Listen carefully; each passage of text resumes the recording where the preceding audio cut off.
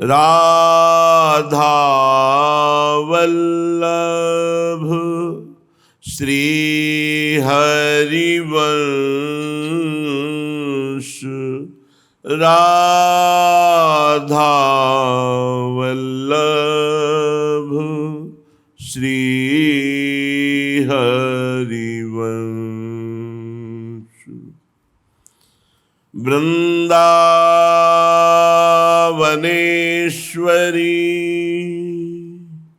तवैव पदारविंदम,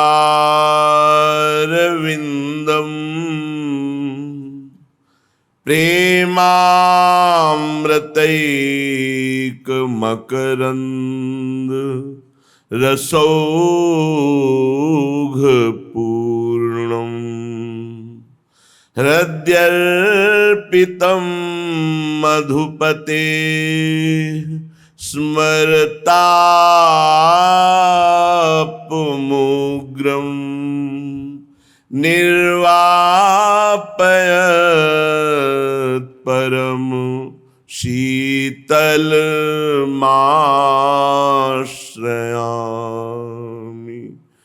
परम शीतलमाश्रयामि।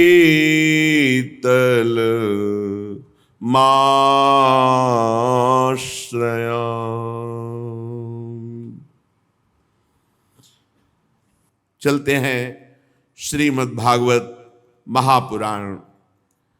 साक्षात धर्म का मूर्तिमान स्वरूप विदुर जी और ब्रह्म प्राप्त महापुरुष मैत्रेय जी का संवाद।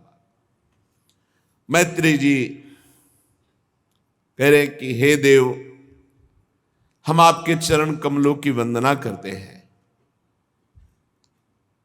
आपके चरणारविंद ऐसे हैं कि जो आपके चरणों की शरण में आ गए,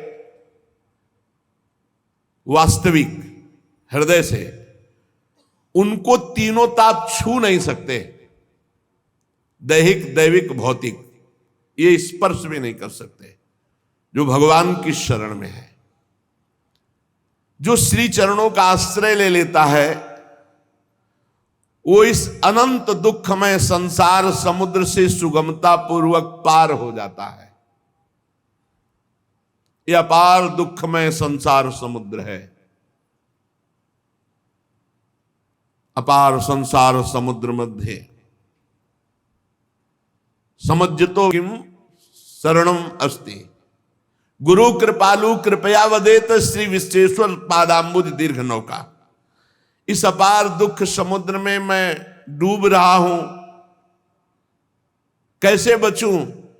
तो कृपालु गुरुदेव ने बताया, श्री विश्वेश्वर पादाम्बुज दीर्घ नौका। एकमात्र श्री भगवान के चरणार विंद का जिसने आश्रय ले लिया, मानो सुदृढ़ नौका में बैठ गया और इस संसार जो दुखमय है इससे पार हो गया। समज्जतो में शरणम की मस्ती, मैं डूब रहा हूं, किसकी शरण में जाऊं? तो एकमात्र भगवान की। और भगवान ने भी कहा, मामेकम शरणम ब्रज, केवल मेरी शरण में। मामेव ये प्रपद्यन्ते माया में ताम तरन्ते, केवल मेरी शरण में। हे जगत कर्ता जगदीश्वर, जब तक कोई आपकी शरण में नहीं आएगा, तब तक वो तापों से व्याकुल होकर के कभी शांति नहीं प्राप्त कर पाएगा। ये पक्की बात है। चिंता, शोक, भय, उद्विग्न, इनसे बच ही नहीं सकता यदि भगवान की शरण में नहीं है। इसलिए भगवान, हम आपके चरणों की ज्ञानमयी छाया का आश्रय लेते हैं। जो मुनिजन हैं मननशील, वो एकांत स्थान में रह करके आपके श्री मुख कमल का आश्रय लेकर वो आपके लीला चरित्रों का गायन, श्रवण, नाम जप, चिंतन, आपके रूप का ध्यान, इसी में समय व्यतीत करते हैं और वो आपके पाद पद्मों को प्राप्त कर लेते हैं। प्रभु, हम आपके चरण कमलों की उस चौकी को प्रणाम करते हैं जिसको प्रणाम मात्र से हृदय पावन होता है। भगवत दंडवत मात्र से हृदय पावन होता है। ये जो काफी समय पहले प्रार्थना की थी आप सब साधकों से कि नियम पूर्वक रोज इष्ट की दंडवत लगाओ। 11, 21, 51, 108 जितनी सामर्थ्य है, जो साधक स्त्री शरीर में है वो पंचांग लगावें, जो साधक पुरुष शरीर में वो साष्टांग लगा सकते हैं। 11 बार मंत्र जपते हुए उठो, 11 बार प्रणाम, 11 दंडवत, 21 दंडवत, 51 दंडवत, 108 दंड देखो करके। ये हमारे गुरुजन महापुरुष जन नित्य करते थे। हमने 10 वर्ष देखा है सेवा में, नित्य नियम पूर्वक दंडवत। वयोवृद्ध बाबा श्रीधर जी को भी देखा है नित्य दंडवत, नित्य परिक्रमा मार्ग में। नियम में बड़ी सामर्थ्य है। जो नियम गुरुजनों के द्वारा दिया जाए आजीवन करना चाहिए जब तक सामर्थ्य हो। तो नियम में बड़ी सामर्थ्य है। नियम पूर्वक गिरिराज जी की परिक्रमा लगाते थे पूज्य श्री सनातन गोस्वामी जी। जब वयोवृद्ध हो गए तो स्वयं गिरिराज जी मूर्तिमान लालजू ही तो हैं, प्रगट हुए और कहा बाबा आप मत आया करो, बहुत पीड़ा होती है हमें। आप वृद्ध हो, आप चलकर वृंदावन से आते हो, फिर परिक्रमा देते हो, जाते हो, जैसी आज्ञा आपकी। दूसरे दिन फिर पहुंच गए। फिर ठाकुर जी प्रगट हुए और कहा बाबा मना किया था, फिर नहीं माने। बोले प्रभु अभ्यास, बिना परिक्रमा के मुझे चैन नहीं। तो प्रभु ने आज भी राधा दामोदर जी में एक शिला है जिसमें लकुट, गाय के खुर, लालजू के चरण चिन्ह, ये सब विराजमान प्रभु ने किया और कहा ले जाओ इसकी 4 परिक्रमा करोगे, गिरिराज जी की परिक्रमा हो जाएगी। नियम में बड़ी भगवत साक्षात्कार नियम से होता है। जो नियम अपने जीवन में धारण करे उसे बहुत लंबे समय तक पालन करे जब तक जीवन में सामर्थ्य। नियम में बड़ी सामर्थ्य है। प्रभु की दंडवत करने से बहुत सुख मिलता है। शरीर के पाप नष्ट होते हैं तो साधारण बात है। प्रभु ये देख करके कृपाल हो जाते हैं और अपना अखंड स्मरण प्रदान करते हैं। जो भक्तजन श्रद्धा पूर्वक भगवान की कथा सुनते हैं, भगवान का नाम कीर्तन करते हैं, नाम जप करते हैं, इस भक्ति के द्वारा उनका हृदय परिमार्जित हो जाता है और अंतःकरण में ज्ञान, वैराग्य और वो परम धीर महाभागवत बन जाता है। यत् श्रद्धया श्रुतवत्या च भक्त्या सम्रज्यमाने हृदये वधाय ज्ञानेन वैराग्य बलेन धीरा ब्रजेम तत्तेंगि सरोज पीठम। जो आपके श्री चरण रखने की चौकी को बार बार दंडवत करते हैं, श्रद्धा पूर्वक आपकी लीला कथा सुनते हैं, आपका नाम जप, नाम कीर्तन करते हैं, उनका अंतःकरण परिमार्जित हो जाता है, पवित्र हो जाता है और पवित्र अंतःकरण में सुंदर ज्ञान, वैराग्य, विशुद्ध भक्ति और वो बड़ा गंभीर धैर्यवान भक्त होता है। हे ईश, आप ही संसार की उत्पत्ति, स्थिति और संहार के कारण हैं। देखो तीनों बातों पर भक्त दृष्टि रखे, विचलित ना हो। जैसे भगवान की रचना लीला है, पालन लीला है, ऐसे भगवान की संहार लीला है। ये जगत के प्राणी नहीं समझते। सृजन कर रहे हैं वही, पालन कर रहे हैं वही, लय कर रहे हैं वही, और किसी और का नहीं कर रहे। कोई और है ही नहीं। अपने आप से अपना सृजन कर रहे हैं, अपने आप से अपना पालन कर रहे हैं, अपने आप से अपना संहार कर रहे हैं। जैसे एक नट विविध लीलाएं दिखाता है, ऐसे नटवर नागर ये लालजू महाराज की त्रिगुणमयी लीला है। अतः हम सब भक्त आपके श्री चरणों की शरण लेते हैं। जो अनन्य भाव से केवल आपका स्मरण पकड़ लेता है, आप उसे अभय कर देते हैं। केवल स्मरण, रात दिन स्मरण चल रहा, अभय कर देते हैं।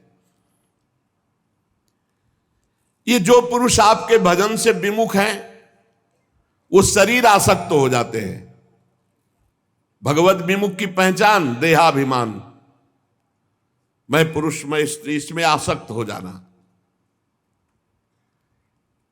शरीर में आसक्ति सब आसक्तियों को प्रकट कर देती है। मकान की आसक्ति, रिश्तेदारों की आसक्ति, संबंधियों की, माता पिता भाई बंधु पुत्र पत्नी, नाना प्रकार की भोग सामग्री की आसक्ति, मूल है देहाभिमान।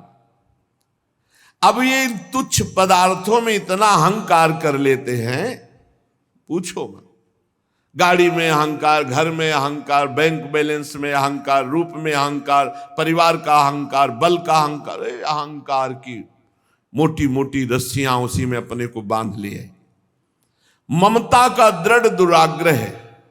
वो आप अंतर्यामी उनके हृदय में बैठे हैं, पर वो आपसे बहुत दूर विमुख रहते हैं। हे परम यशस्वी परमात्मा, जो इंद्रियों के विषयों में सुख भोग रहे हैं, जिनका मन सदैव बाहर पाप कर्म में भटकता है, वो कभी आपके भक्तों का दर्शन, उनका संग या भजन कभी नहीं कर सकते। जो पै दुष्ट हृदय सोई होई, मोरे सन्मुख आव की सोई। पापवंत कर सहज स्वभाव, भजन मोर ते भाव न काओ। हे यशस्वी परमात्मा, जो इंद्रियों के भोगों में सुख ले रहे हैं, जो मन को बाहर दौड़ाकर पाप कर्म कर रहे हैं, वो कभी संत संग, कभी भजन, ये सब नहीं। ऐसे लोगों की दुर्गति ही दुर्गति है। हे देव, हम तो आपकी कथा का पान करके उमड़ी हुई भक्ति के कारण अंतःकरण जो निर्मल हो गया, तो वैराग्य का सार आत्मज्ञान प्राप्त करके तृप्त है, हमें कुछ नहीं चाहिए। ये दूसरे पुरुष जो संसार में माया में फंसकर आपसे विमुख हैं, उनके लिए हमें चिंता है। मैत्रेय जी इस प्रकार भगवान की स्तुति की, तो विदुर जी महाराज ने प्रश्न किया, ब्रह्मन, आप शुद्ध बोध स्वरूप महात्मा, बहुत उच्च कोटि की ज्ञान अवस्था है श्री मैत्रेय जी की। शास्त्रों में जब पढ़ा महाभारत, बड़ी उच्च कोटि की अवस्था के महापुरुष हैं मैत्रेय जी। आप निर्विकार हैं और आपकी निर्गुण अवस्था में स्थिति भी है, पर आप भगवान के लीलाओं का गायन करते हैं, भगवान से प्रीति भी करते हैं। मैंने सुना कि भगवान बालकवत सृष्टि की रचना करते हैं खेल खेल में। तो महाराज, बालक में तो कामना खेल की होती है, बालक में खेल की कामना होती है, दूसरे के साथ खेलने की इच्छा रहती है, तब वो खेलने का प्रयत्न करता है। लेकिन परमात्मा में तो वो नित्य तृप्त है, पूर्ण काम है, असंग है। क्रीड़ा के लिए संकल्प कैसे बन सकता है? एको हम बहुश्यामा, इच्छा कैसे हो सकती है? ये इच्छा कैसे हुई? बालक में तो कामना होती, प्रभु तो पूर्ण काम है, उनमें कामना कैसे हो गई? भगवान ने अपनी गुणमयी माया से जगत की रचना की है, इसी से वे इसका पालन करते हैं, फिर इसी से इसका संहार करते हैं। ये दिमाग में बैठ जाना चाहिए कि संहार उन्हीं के द्वारा हो रहा है, ये लीला है उनकी। जो भक्त इस विषय को जान जाता है, वो ऐसे सुखी दुखी नहीं होता जैसे आप पूरी फिल्म देखे सिनेमा में, और न जाने कितनी मार काट और सब, इसके बाद आप बाहर निकलते हैं तो आपको कोई शोक और हर्ष नहीं होता, क्योंकि आपको पता था मनोरंजन करने गए थे, यहां सत्य कुछ नहीं था, सब बनावटी था। बिल्कुल ऐसे ही सत्य बात समझ लो, महादेव जी कह रहे हैं, उमा कहो मैं अनुभव अपना, और सत हरि भजन जगत सब सपना। जीव अविनाशी, इसे कोई मार नहीं सकता, न मृत्यु न काल, कोई नहीं मार सकता। नयनम छिन्नन्ति शस्त्राणि नयनम दहति पावका, न चैनम क्लेदयन्ति आपो न शोषयति मारुता, न वायवास्त्र न अग्न्यास्त्र न वारुणास्त्र, इनकी ताकत नहीं दिव्यास्त्रों की कि छू सके किसको, जो मैं है।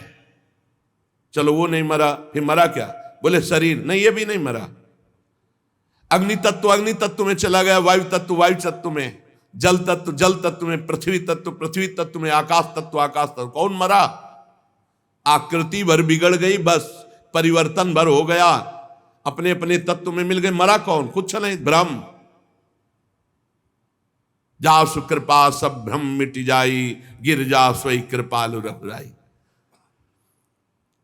ये संहार लीला के लिए तैयार रहो। ये तैयार इसलिए नहीं है कि ममता शक्ति कर बैठे शरीर से, घर से, रिश्ते नातों से। अब लगता है जब मरेंगे तो सब छूटेगा, तो तुम्हारा था कब? तुम्ही ने तो पकड़ा है, उसी का दंड भोगो। अभी होश में हो तो सबको भगवान मान करके ममता भगवान के चरणों में समर्पित कर दो। नाथ सकल संपदा तुम्हारी, मैं सेवक समेत सुत नारी।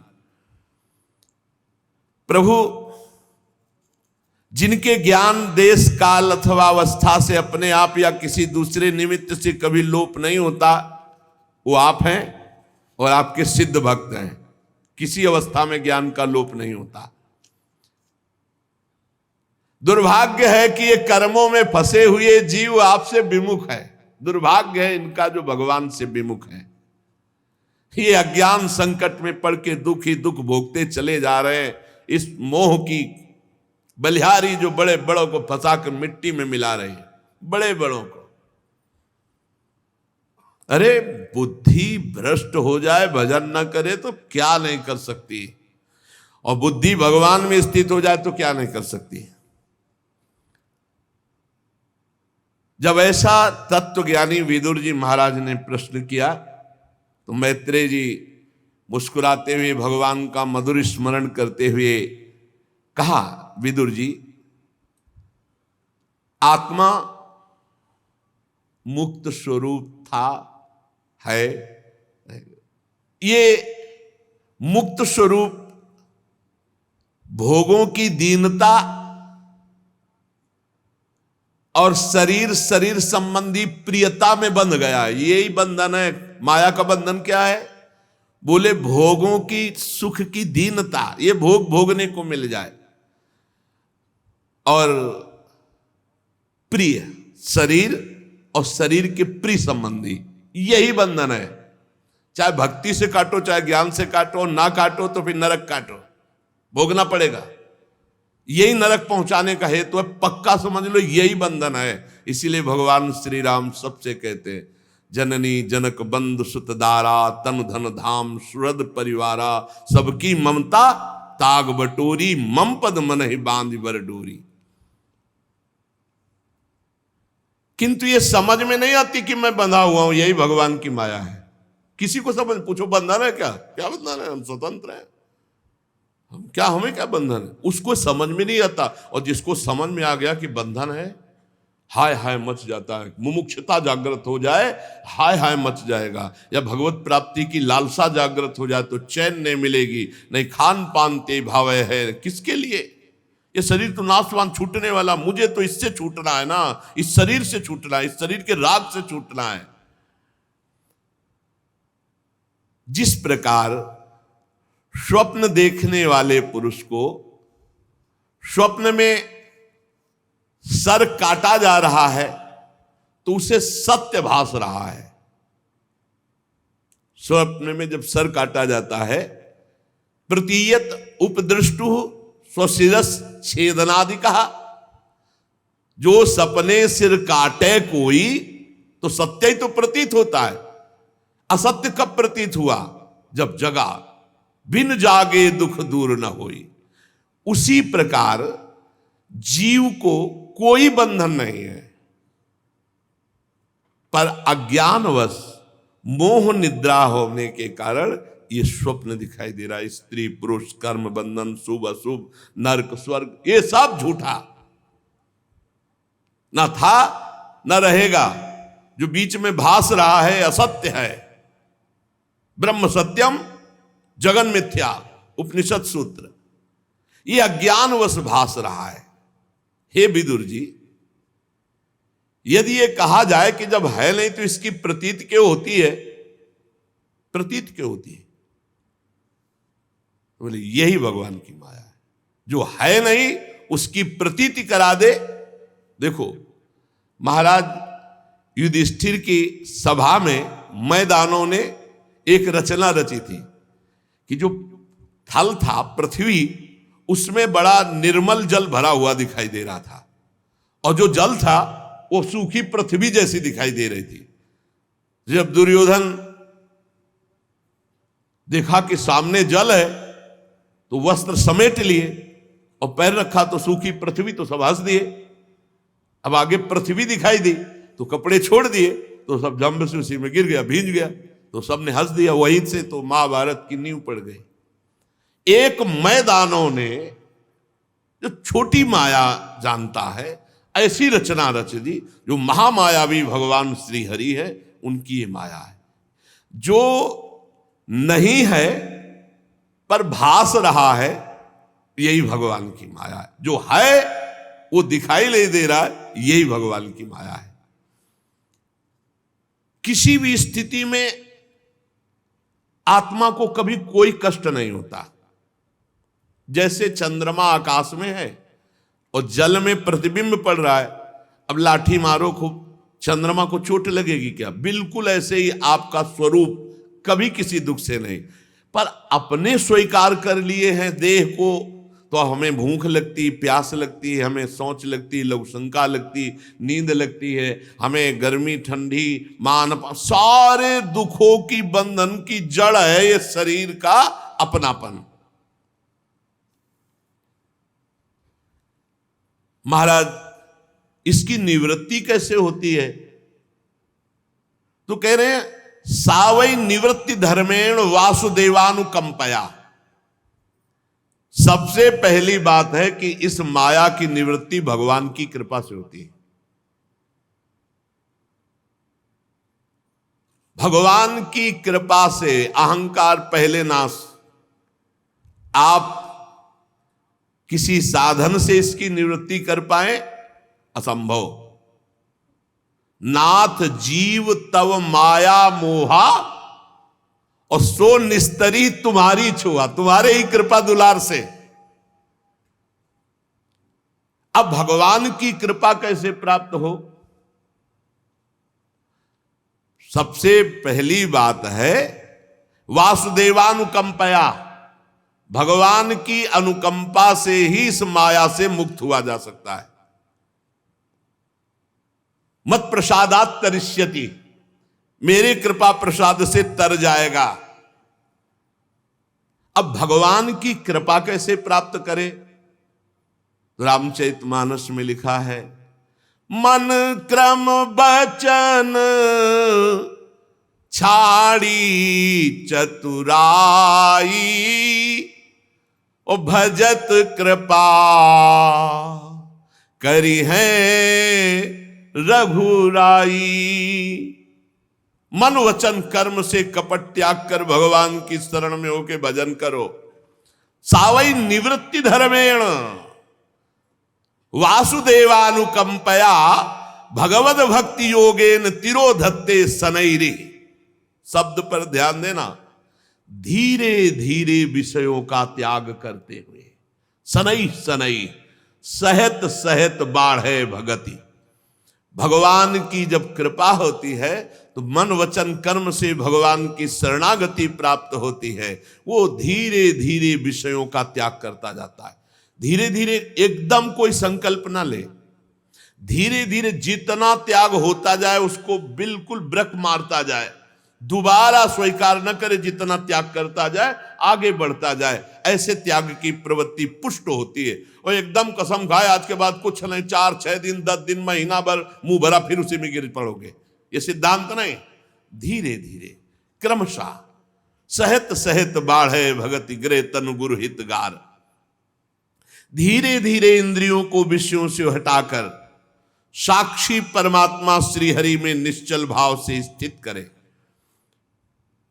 जिस समय निरंतर भजन चलने लगता है तो जैसे बहुत ध्यान देने योग्य विषय, एक एक शब्द बड़ा गूढ़ है। जिस समय निरंतर भजन चलने लगता है उस समय हृदय की भजनानंदी की स्थिति हो जाती है जैसे गाढ़ निद्रा में सोए हुए पुरुष का शुभ अशुभ कोई संकल्प नहीं होता। गाढ़ निद्रा में सोया हुआ पुरुष है, न शुभ संकल्प न अशुभ संकल्प, न राग न द्वेष और न काम न क्रोध।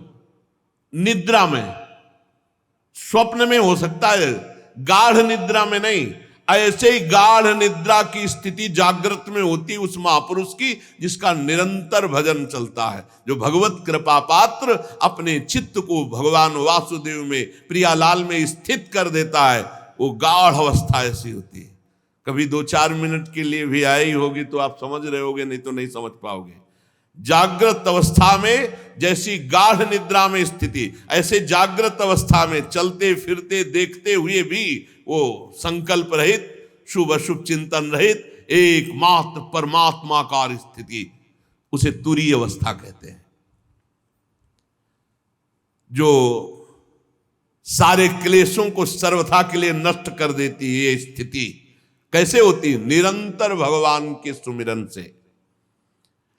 भगवान श्री कृष्ण के गुणों का वर्णन और श्रवण समस्त दुख राशि को भस्म कर देता है और हृदय में प्रेम जागृत कर देता है। फिर कुछ कहना या सुनना नहीं पड़ता साधन संबंधी, वो अपने आप आगे का मार्ग प्रशस्त हो जाता है। विदुर जी ने कहा, भगवान आपके युक्ति युक्त वचनों की तलवार से मेरे संदेह छिन्न भिन्न हो गए।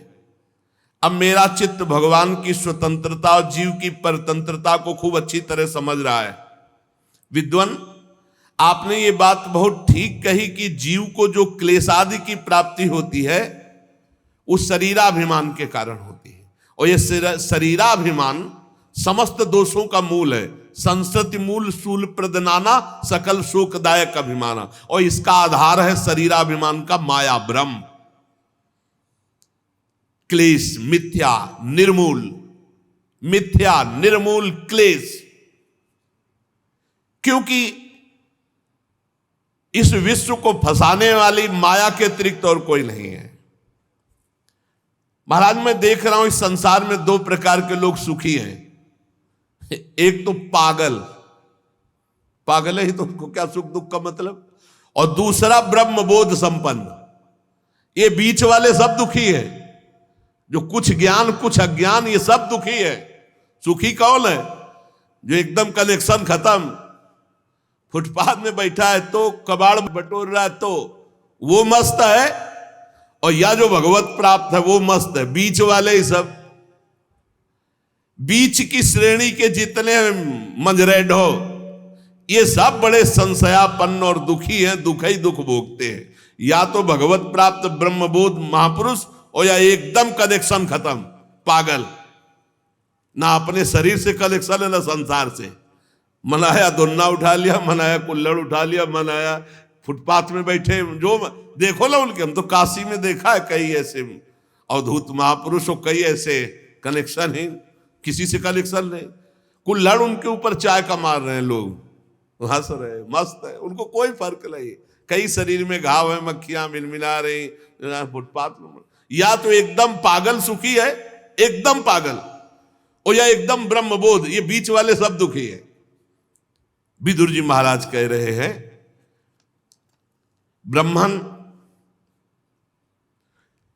धर्म अर्थ काम और मोक्ष की प्राप्ति के साधनों का, वाणिज्य दंड नीति शास्त्र श्रवण की विधि का, श्राद्ध की विधि का, पितृगणों की सृष्टि का, काल चक्र का, ग्रह नक्षत्र का, तारागण की स्थिति का, दान का, तपस्या का, इष्ट का, पूर्त का, इन सबका मैं रहस्य जानना चाहता हूं। निष्पाप मैत्री जी, धर्म के मूल कारण भगवान श्री कृष्ण है, तो कौन से आचरण से संतुष्ट होते हैं? भगवान श्री कृष्ण किन पर कृपा करते हैं? हे महात्मन, जो दीन वत्सल गुरुजन हैं, वो अपने समर्पित शिष्य को बिना पूछे सब कुछ बता देते हैं। इसलिए आप दया कीजिए, मैं आपका शिष्य हूं, आप हम पर कृपा करके वर्णन, क्योंकि ज्ञान की प्राप्ति शिष्यस्व ते ही होती। भगवान तब तक गीता जी नहीं बोले जब तक अर्जुन ने शिष्यस्ते हम साधिमाम त्वाम प्रपन्नो। महाराज ये प्रलय कितने प्रकार का होता है, और जब भगवान योग निद्रा में शयन करते हैं तब कौन कौन से तत्व बाहर जागृत रहते हैं भगवान को जागृत करने के लिए। जीव का तत्व क्या है, परमेश्वर का स्वरूप क्या है, उपनिषद प्रतिपादित ज्ञान क्या है, गुरु कौन है, शिष्य कैसा है होना चाहिए, और गुरु शिष्य का पारस्परिक संबंध क्या है। महाराज मैं तो माया मोह से ग्रसित जीव हूं, विदुर जी कह रहे हैं। देखो महापुरुषों में कितनी दैन्यता होती है। ब्रह्म प्राप्त महापुरुष परम धर्मराज के स्वरूप है। मेरी तो विचार दृष्टि नष्ट हो गई है, मैं अज्ञ हूं, आप मुझ दीन पर कृपा करें और जो मैंने प्रश्न किया उनका उत्तर दे। ऐसा कितनी दैन्यता होनी चाहिए प्रश्नकर्ता में। अगर एक जीव को भगवत प्राप्ति उपदेश देकर करा दे तो समस्त वेदों का अध्ययन, यज्ञ, तपस्या, दान, पुण्य कोई भी 16वें अंश के बराबर नहीं, उसके बराबर हो सकता। एक जीव को उपदेश करके भगवत प्राप्ति करा दे तो उसके बराबर कोई पुण्य नहीं त्रिभुवन में। सुखदेव जी कहते हैं, परीक्षित जब महात्मा विदुर जी ने मैत्रेय जी से ऐसा प्रश्न किया तो वो मुस्कुरा करके विदुर जी से कहा, आप कुछ भी बोलो मैं जानता हूं आपको, आप भगवत भक्तों में प्रधान परम ज्ञानी लोकपाल स्वयं धर्मराज ही हैं, आपकी तो दैन्य वार्ता है। धन्य है आप निरंतर पद पद पर श्री हरि की कीर्तिमयी लीला को नित्य नूतन मानकर सुनना चाहते हैं। क्षुद्र विषय सुख की कामना से महान दुख को मोल लेने वाले पुरुषों की बड़ी दुर्गति होती है। बहुत क्षुद्र विषय सुख, पूरा जीवन बर्बाद। ये भगवान श्री हरि की परम पावन चर्चा से युक्त जो मैं तुम्हें सुनाने जा रहा हूं, ये संकर्षण भगवान ने सनकादि ऋषियों को सुनाया था। अखंड ज्ञान संपन्न आदिदेव भगवान संकर्षण पाताल लोक में विराजमान है। सनक सनंदन सनातन सनत कुमार आदि ऋषियों ने परम पुरुषोत्तम ब्रह्म का तत्व जानने के लिए भगवान संकर्षण से ये प्रश्न किया जैसा तुमने मुझसे किया। मैत्रेय जी कह रहे, उस समय भगवान शेष जी अपने आश्रय स्वरूप परमात्मा के ध्यान में मानसिक पूजा में थे, जिन्हें वासुदेव श्री कृष्ण कहते हैं। उनकी पूजा में जब सनत कुमार आदि ज्ञानी जनों ने प्रश्न किया तो धीरे धीरे उन्होंने नेत्र खोले। सनत कुमार ऋषियों ने मंदाकिनी आकाश गंगा के जल से भींगी हुई जटाओं से उन चरणों को स्पर्श किया संकर्षण जी के, जिन चरणों की नागराज कुमारियां अभिलषित वर की प्राप्ति के लिए प्रेम पूर्वक उपहार सामग्रियों से पूजा किया करती है। सनत कुमार आदि भगवान के तत्व के और लीला के दोनों के मर्मज्ञ हैं। शेष भगवान हजारों फण दिव्य मणियां चमक रही हैं। सनत कुमार जी से बोले, वो जो ज्ञान भगवान शेष जी ने सनत कुमार जी को दिया, परमहंसों में प्रधान श्री सांख्यायन जी को सनकादि ने दिया। सनकादि ने सांख्यायन जी को, सांख्यायन जी ने हमारे गुरु पराशर जी को दिया, पराशर जी ने बृहस्पति जी को, और पराशर जी से ही पुलस्त मुनि को, और फिर क्रम से वो मुझे प्राप्त हुआ। मैत्रेय जी कह रहे इस क्रम से ये ज्ञान मुझे प्राप्त, ये ज्ञान गुरु परंपरा से प्राप्त होता है। सुनो, ये सृष्टि पूर्व में कुछ नहीं थी, केवल जल ही जल, केवल जल ही जल, और उस जल में एकमात्र भगवान नारायण, भगवान संकर्षण शेष जी की सैया पर आराम से वो अपनी ज्ञान शक्ति को अपने अंदर योग माया से आच्छादित करके नेत्र मूंदे हुए शयन कर रहे थे। जैसे अग्नि अपनी दाहिका शक्ति को छिपाकर काष्ठ में रहती, काठ में अग्नि रहती है पर घर्षण करने पर वो दाहिका शक्ति सहित प्रकट होती है। भगवान संपूर्ण प्राणियों को, ब्रह्मा जी आदि सबको लेकर के अकेले शयन कर रहे थे, केवल जल ही जल था जब सृष्टि नहीं थी। भगवान ने अपने को जागृत करने के लिए, पुनः सृष्टि रखने के लिए काल और उसका स्वभाव और उसका कर्म, इनको बाहर छोड़ दिया था। काल, कर्म, स्वभाव ये विराजमान, नहीं तो जागृत कैसे होंगे? जब काल पूरा होगा, स्वभाव बदलेगा, भगवान की नींद टूटेगी, फिर क्रिया होगी, इसलिए इनको छोड़ रखा था। अपनी चित शक्ति के द्वारा 1000 चतुर्युग, 1000 बार ये चारों युग व्यतीत हो गए, भगवान जल में ही शयन कर रहे हैं।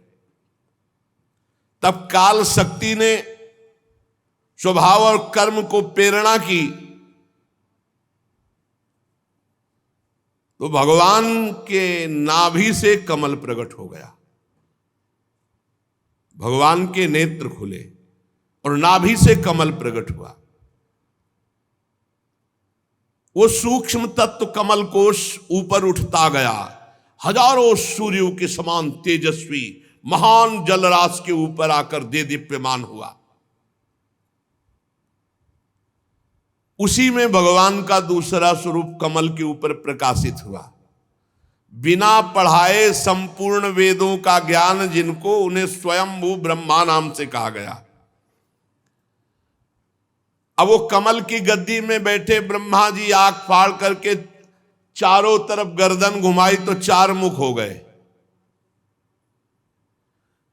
प्रलय कालीन जल के सिवा कुछ दिखाई ही नहीं दे रहा है, भारी तरंग मालाएं समुद्र की। आदिदेव जी ब्रह्मा ने विचार किया कि ये कमल का कहीं आधार तो होगा ही नीचे। कमल कर्णिका पर बैठा हुआ मैं कौन हूं और इस कमल का आधार का है, और ये जल किसने उत्पन्न किया? नीचे कोई आधार होना चाहिए। वो कमल नाल पकड़ के उतरे, खोजते खोजते हार गए, पर आधार ही नहीं मिला। 100 दिव्य वर्ष तक, दिव्य वर्ष, बहुत काल व्यतीत हो गया खोजते खोजते, लेकिन कहां से कमल उत्पन्न हुआ है आधार ही नहीं मिला। विफल मनोरथ होकर लौट आए और पुनः कमल में बैठ गए। ये प्राणवायु को रोक दिया और चित्त को निसंकल्प करके समाधि में स्थित हो गए। दिव्य 100 वर्षों तक समाधि में रहे ब्रह्मा जी। तब जिसे कमल नाल पकड़कर खोज नहीं पाए थे, उसको अपने हृदय में देखा, प्रभु को अपने हृदय में देखा कि प्रलयकालीन जल में शेष जी की गौर वर्ण, भगवान जो शेष जी हैं वो गोरे रंग के हैं, काले नहीं है। श्याम वर्ण के ठाकुर जी लेटते हैं, गौर वर्ण के शेष जी का श्रीअंग वही तो गोरे लखनलाल और गोरे बलराम जी के रूप में है। शेष भगवान ही तो है। गौर विशाल विग्रह, अकेले भगवान पुरुषोत्तम लेटे हुए हैं। शेष जी के 10,000 फण है, कहीं 1000 फण का आता है, यहां 10,000 फण है। छत्र के समान फैले हुए, मस्तक पर बड़ी अद्भुत मणियां, चारों ओर का अंधकार उन मणियों से दूर हो रहा है। और भगवान श्याम शरीर की आभा से मरकतमणि पर्वत की शोभा को लज्जित करते हुए शयन किए हुए हैं। उनकी कमर का पीतपट चमकते हुए मेघों की भांति, चमकते हुए मेघ श्याम रंग प्रभु का, और चमकती हुई बिजली की कांति जैसा पीतांबर, सिर पर सुशोभित सुवर्ण मुकुट, बनमाला, भुजदंड, बहुत ही विशाल अजान बाहु, और श्री विग्रह पूरे त्रिलोकी को घेर ले, ऐसा विशाल श्री विग्रह भगवान का जो शेष सैया पर है। परिमाण में लंबाई चौड़ाई त्रिलोकी, पूरी त्रिलोकी को घेरे, दिव्य वस्त्राभूषणों से सुशोभित पीतांबर आदि धारण किए, बड़ा कृपालुता झलक रही है। ऐसा दर्शन कर रहे हैं अपने हृदय में ब्रह्मा जी, अपने आधारभूत कमल के, जहां से कमल प्रकट हुआ है। सुंदर नासिका, अनुग्रह वर्षी भौहें, कानों में झिलमिलाते हुए कुंडल, बिंबा फल के समान लाल लाल अधर, मुस्कान, सबके चित्त को चुराने वाला मुखारविंद, मानो अभी सब कुछ दे डालेंगे ऐसी उदारता झलक रही है। प्रभु के गले में वेद रूप भंवरों से गुंजायमान माला, वेद ही भंवरे हैं, माला में जो सुगंध, तो मानो वेद ध्वनि कर रहे भंवरे। किसी की पहुंच नहीं आपकी कृपा के बिना आप तक, किसी की पहुंच नहीं है। सुदर्शन चक्रादि भी दूर सेवा में खड़े रहते, जब तक आदेश नहीं होगा तब तक नजदीक नहीं जाएंगे, आसपास दूर घूमते रहते हैं। विश्व रचना करने वाले लोक विधाता ब्रह्मा जी ने भगवान के नाभि सरोवर को देखा, वहां से कमल, और कमल में अपने आप को देखा, ये सब हृदय में देख रहे हैं। ब्रह्मा जी अचिंत गति भगवान श्री हरि में चित्त लगाकर उन प्रभु की स्तुति करने लगे। बहुत उच्च कोटि की महामहिमा ज्ञान संपन्न स्तुति ब्रह्मा जी ने की। ब्रह्मा जी ने कहा, प्रभु आज बहुत समय के बाद मैं आपको जान सका हूं। कैसे दुर्भाग्य की बात है कि आप सबके हृदय में रहते पर देहधारी जीव आपको नहीं जान पा रहा। सबके हृदय में भगवान है, सबके अंतःकरण में भगवान विराजमान है। अरे जब अपने को नहीं जान पा रहा तो भगवान को कहां जान पावे। शरीर मानकर बाहर भटकते हुए पूरा जीवन व्यतीत हो जाता है, पूरा जीवन। भगवान आपके सिवा कोई है ही नहीं हो, ये सब नाम रूप मिथ्या, इन्हीं नाम रूप में फंस गया ये जीव। बहुत बड़ा जाल है। यद्यपि मृषा छूटति कठिनाई, इसीलिए त्राहि माम शरणागत प्रतिपाल प्रभु, बस उन्हीं का सुमिरन। ये गुणों से क्षोभित होने के कारण, सतोगुण रजोगुण तमोगुण से, ये जीव अपने स्वरूप की तरफ नहीं झांक पाता, बाहर ही माया की तरफ भ्रमित होता रहे। ये वस्तु ले ली, अब ये वस्तु ले लेंगे, ये इकट्ठा कर लिया, अब ये इकट्ठा कर लेंगे, ये पा लिया, अब ये पा लेंगे, ये कर लिया, अब ये कर लेंगे, बस ऐसे बाहर। देव, जब तक आपकी आराधना नहीं होती, आपकी कृपा नहीं होती, तब तक ये अज्ञान दूर नहीं होता। देखो प्रभु, मैं कितना प्रयास किया, लेकिन कमल कहां से प्रकट हुआ ये मैं नहीं जान पाया। और जब आपका भजन किया तो हृदय में ही प्रकाशित हो गया पूरा ज्ञान कि कहां भगवान विराजमान है, उनके नाभि कमल, और उनके ऊपर मैं बैठा हुआ हूं कमल पर, ये मैं देख पाया। सैकड़ों वर्ष ढूंढता रहा, नहीं मिले। ये ढूंढने की जरूरत नहीं, बैठकर भजन करने की जरूरत, कहीं भागने की जरूरत नहीं। भजन करोगे हृदय में ही सब कुछ दिखाई देने लगेगा।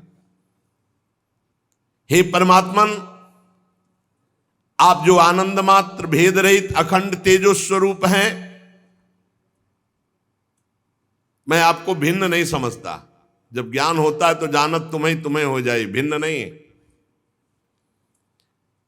इसलिए विश्व की रचना करने के लिए जो आपने मुझे प्रकट किया है, तो आप मुझे सामर्थ्य प्रदान कीजिए। हे विश्व कल्याण में मैं आपका उपासक हूं। आपने मेरे हित के लिए ये अपना स्वरूप दर्शन कराया, जो शेष में विराजमान भगवान श्री हरि का। पापात्मा जीव कभी नहीं सोच सकता, ऐसा विचार ही नहीं आ सकता कि मैं आपके दर्शन करूं। ये तु त्वदीय चरणाम्बुज को सगंधम जिघ्नन्ति कर्ण विवरै श्रुतिवात नीतम भक्त्या गृहीत चरण परया च तेषां नापैसि नाथ हृदयाम्बुरुहात् स्वपुंसां तावद् भयं द्रविणगेह सुहृन्निमित्तं शोकः स्पृहा परिभवो विपुलश्च लोभः तावन्ममेत्यसद्वग्रहार्तिमूलम् यावन्न तेऽहिमभयं प्रवणीत लोकः दैवेन ते हत धियो भवतः प्रसंगात् सर्वाशुभोपशमना द्युमुखेन्द्रियाये कुर्वन्ति काम सुखलेश लवाय दीना लोभा विभूत मनसो कुशला निसस्वत। पापी लोग तो आपके लिए भावना भी नहीं कर सकते। नाथ मेरे स्वामी, जो लोग शास्त्र वेद रूपी वायु से लाई हुई आपके चरण रूप कमल कोश की गंध को, अर्थात भगवत भक्तों के मुख से आपकी लीला कथा को कर्णपुटों से ग्रहण करते रहते हैं, उनके हृदय में आप बिना बुलाए प्रकट हो जाते हैं। ये तो त्वदीय चरणाम्बुज कोश गंधम जिघ्नन्ति कर्ण विवरै श्रुतिवात नीतम। जो भगवत प्रेमी भगवान के चरणारविंद के आसक्त चित्त महात्मा है, इनके मुख से जो भगवत चर्चा निकलती रहती, शास्त्र वेदों का सार, उसको जो लोग अपने कर्णपुटों से श्रवण करते रहते हैं, तो बिना बुलाए भगवान उनके हृदय में प्रकाशित हो जाते हैं, कभी उनके हृदय से दूर नहीं होते।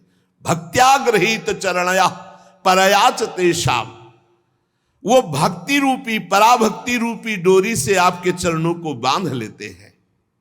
हे प्रभु, जब तक आपके चरणों की शरणागति नहीं होती, आपके चरणों का सहारा नहीं लिया जाता, आपके चरणों का आश्रय नहीं लिया जाता, तब तक वो धन की जंजीर से, घर के बंधन से, परिवार के बंधन से कभी मुक्त नहीं हो सकता। बहुत बड़ी जंजीर बांधी हुई है। लोक ऐषणा, पुत्र ऐषणा, वित्त ऐषणा, ये जंजीरें हैं, ये तभी तक रहती हैं जब तक भगवान का जीव नहीं हो जाता। तावत भयम द्रविण गेह सुहन निमित्तम, फिर उसको परिणाम क्या मिलता है? शोका स्पृहा परिभवो विपुलश्च लोभा। उसे भय, शोक, भयानक दुख, लालसा, दरिद्रता, लोभ, ये उसको जलाते रहते हैं। जो आपके चरणों से विमुख है, आपके चरणों का आश्रय नहीं लिए, उन्हें धन की डोरी, घर का बंधन, बंधुजनों का, परिवार, रिश्ते नातों का, और उसका परिणाम भय, शोक, लालसा, दुख, दीनता, ये दीनता, दरिद्रता और लोभ, ये उसे बांधे रहते हैं। दुख का एकमात्र कारण है आपसे विमुख होना, आपका भजन न करना। जो लोग, ध्यान देने योग्य बात है, अपने दुखों और अमंगलों का नाश करना चाहते हैं, उन्हें आपके नाम का जप, नाम का कीर्तन और आपकी लीला कथा खूब सुननी चाहिए। मान लो ये अमृत है, और जो लोग आपका नाम जप नहीं करते, आपकी लीला कथा नहीं सुनते, उनकी इंद्रियां उनको ऐसे दुखों में फंसा देती, दुष्कर्मों में लगा देती है कि उनकी दुर्गति होती है, दुर्गति। हे उरुक्रम, हे अच्युत, देखा है आपसे विमुख जनों को, भूख प्यास वात पित्त कफ सर्दी गर्मी हवा वर्षा चिंता शोक, एक दूसरे के प्रति हिंसा कामाग्नि दुस्सा क्रोध, ये सब जला रहे हैं क्योंकि भगवान से विमुख है जीव। स्वामिन, जब तक मनुष्य अपनी इंद्रियों से मन से आपका सेवन नहीं करता, तब तक वो माया के प्रभाव से बच नहीं सकता, संसार चक्र की निवृत्ति नहीं हो सकती। औरों की तो बात ही क्या, बड़े बड़े मुनिगण जब अपने तपो अभिमान में आ जाते हैं और आपकी लीला कथा और आपके नाम से दूर हो जाते हैं, तो उनको पुनः संसार फांस लेता है, बड़े बड़े मुनि जनों। फिर वो अर्थ सिद्धि के लिए उपाय करने लगते हैं, सब तपस्या का प्रदर्शन, धर्म का प्रदर्शन, रुपया इकट्ठा हो, बुद्धि बदल गई। प्रभु, आपका मार्ग तो केवल आपके लीला कथा सुनने से ही समझ में आएगा। त्वं भावयोग परिभावित हृत सरोजो आसे श्रुते क्षित पथो ननुनाथ पुंसाम यद्यधिया तवुरुगाय विभावयन्ति तत्तद्वपुः प्रणय से सदनुग्रहाय। आपका मार्ग कैसे जाना जाता है? आपके प्रेमी भक्तों के द्वारा गाए हुई आपकी लीला कथा सुनने से। आप निश्चय ही भक्ति योग जिसके हृदय में होता है उसके अधीन हो जाते हैं। हे पुण्य श्लोक प्रभु, भक्तजन जिस जिस भावना से आपका चिंतन करते हैं, आप उसी भावना से दर्शन देते हैं, वैसा ही उनको सुख प्रदान करते हैं। जब ये बड़े बड़े देवता लोग या बड़े बड़े धनी लोग बड़ी बड़ी विपुल सामग्री से आपका पूजन करते हैं, तो आप उतना प्रसन्न नहीं होते जितना दैन्यता से प्रसन्न होते हैं। ये बात ध्यान रखो। धर्म की कमाई और दीन भाव, और दीन भाव में एक रोटी और नमक भी भगवान को ऐसे करके, उतने में प्रभु प्रसन्न हो जाएंगे। पत्रम पुष्पम फलम तोयम ये में भक्त्या, भक्ति भाव से भर करके एक चुल्लू जल, एक फूल, एक पत्ता, एक कोई फल, इतने में मेरे प्रभु प्रसन्न हो जाते हैं। जो दूसरों का हित करता है भगवान उससे बहुत जल्दी प्रसन्न होते हैं। जो कर्म आपको अर्पण कर दिया जाता है वो अक्षय और अविनाशी हो जाता है। इसीलिए कहते हैं हर कर्म भगवान को अर्पित करो। दान यज्ञ कठिन तपस्या व्रत आदि, इनके द्वारा आपकी प्रसन्नता प्राप्त करना कठिन है। दूसरों का हित करो, खूब नाम जप करो, भगवान की लीला कथा सुनो, हर कर्म भगवान को समर्पित करो, इससे आप प्रसन्न होते हैं। यज्ञ किया, अभिमान है मैं बहुत यज्ञ करता, दान दिया मैंने इतना दान दिया, कठिन तपस्या मैंने तपस्या, मैं ऐसा व्रती, मैं फलाहारी, भगवान प्रसन्न होने वाले नहीं। हर कर्म भगवान को समर्पित करके दैन्य, इसी से भगवान प्रसन्न होते हैं। जब आप प्रसन्न होते हैं तो उसके अंदर ज्ञान प्रकट होता है। जब ज्ञान प्रकट होता है तो देखता है संसार की उत्पत्ति स्थिति संहार, ये एक भगवान की लीला हो रही है। ऐसे लीला विलासी भगवान को मैं बार बार नमस्कार करता हूं। जो जीवन भर भगवान की लीला कथा सुनते, नाम कीर्तन करते, अंतिम समय भगवान स्वयं उनके हृदय में प्रकाशित हो जाते हैं। अंतिम समय स्वयं नाम चलने लगता है, विवश होकर नाम चलता है। वो बेसुध है पर नाम चल रहा है, वो बेसुध है पर भगवान प्रकाशित हो गए। यही तो है जीवन भर भजन करने का फल। जन्म जन्मांतर की आवागमन से मुक्त होकर वो ब्रह्म पदवी प्राप्त कर लेता है, वो अजन्मा स्थिति प्राप्त कर लेता है। ये है आपकी शरण लेने का फल। जीवन भर शरण रहकर भगवान की निरंतर चर्चा सुनना, गाना, नाम जप करना, सेवा करना, जो भी कर्म कर रहे हैं भगवान को अर्पित कर देना। इसका फल क्या होगा? अब आगे हमारा जन्म नहीं होगा।